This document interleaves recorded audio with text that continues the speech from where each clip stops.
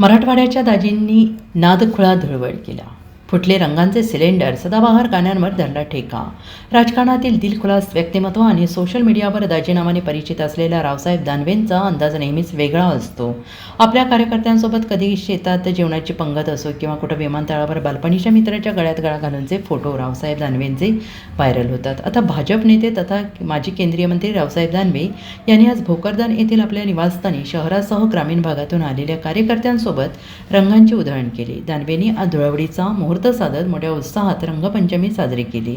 यावेळी दानवे यांनी स्वतः रंगांच्या स्प्रेचा मारा कार्यकर्त्यांवर केला. रावसाहेब दानवेंच्या बंगल्यात अनेक रंगीबेरंगी रंगांचे सिलेंडर फुटल्याचं पाहायला मिळालं. विशेष म्हणजे रावसाहेब दानवे स्वतः हे गुलाबी पिवळ्या रंगाचे सिलेंडर फोडताना दिसून आले.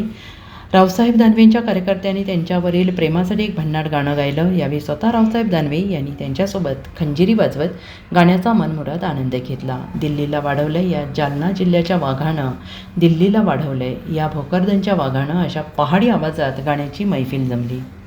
Bureau report, SBN Marathi, Bhokardan.